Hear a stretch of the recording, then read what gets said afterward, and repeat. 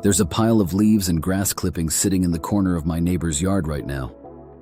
He bags it every week, pays the city $4 a bag to haul it away. He's done this for 11 years. What he doesn't know is that pile is producing heat. Right now. Silently. Without a switch, without a bill, without anyone's permission. Enough heat to warm a greenhouse through winter. Enough heat to keep pipes from freezing. Enough heat to run a hot shower from rotting grass.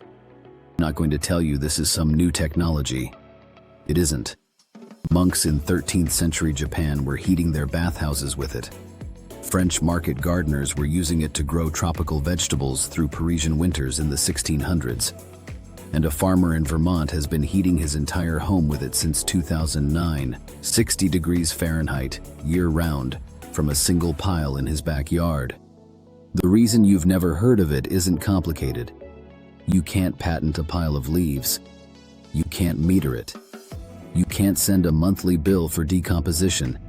So nobody with a financial interest in your energy dependency has ever had a reason to tell you it exists. It's called compost thermal energy. And before I show you exactly how to build it, I need to show you why it works. Because once you understand the physics, you'll never look at a pile of yard waste the same way again. Here's what's actually happening inside a compost pile. Microorganisms, bacteria, fungi, actinomycetes, are breaking down organic material. That process is called aerobic decomposition. And aerobic decomposition is exothermic.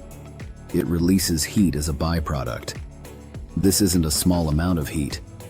Active compost pile in full decomposition reaches 55 to 70 degrees Celsius at its core. That's 130 to 160 degrees Fahrenheit. Hotter than most residential hot water heaters are set, coming from rotting leaves. The biology doesn't care what season it is. It doesn't care if there's snow on the ground. As long as there's organic material, moisture, and oxygen, the reaction runs. The pile keeps cooking. The heat keeps coming. What almost nobody has figured out is that you can capture that heat and move it somewhere useful. And the system that does it costs almost nothing to build.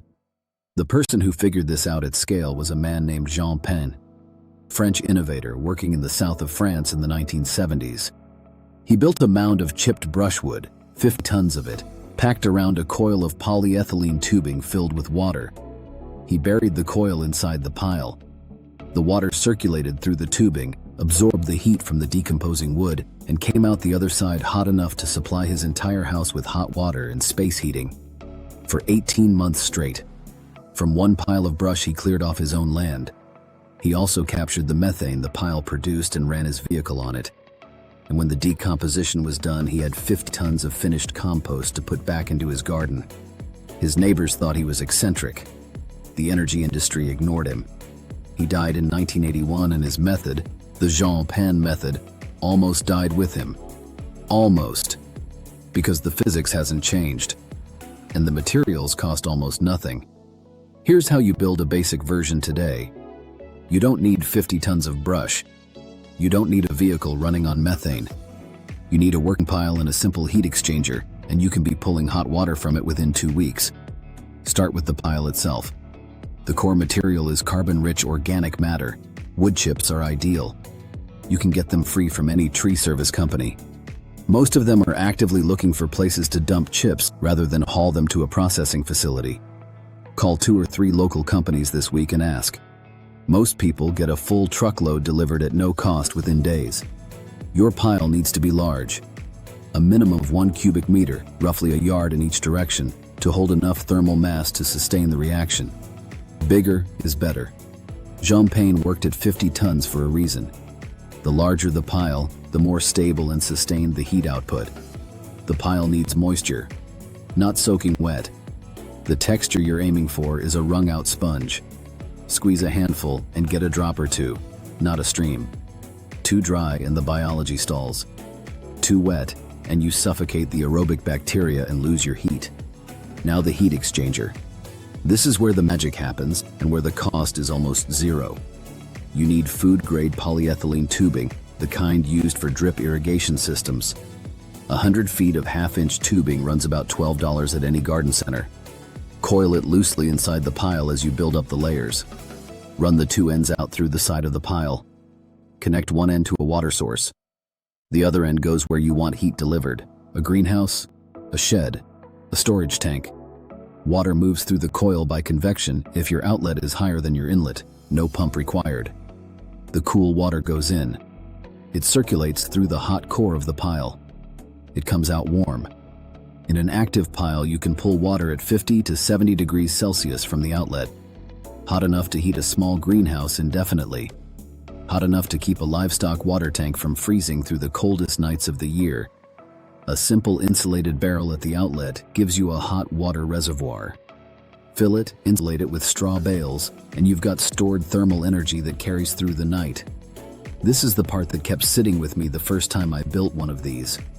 I stood there looking at a pile of wood chips I got for free from an arborist who was grateful to have somewhere to dump them. Connected to $12 of irrigation tubing. Producing hot water in the middle of November. And I thought about how many heating bills I'd paid. How many winters I'd spent writing checks to a gas company for something I could have been producing in my backyard from material people were literally paying to throw away. Jean Pain figured this out in the 1970s. French monks figured out a version of it in the 1200s. The biology hasn't changed. The physics hasn't changed.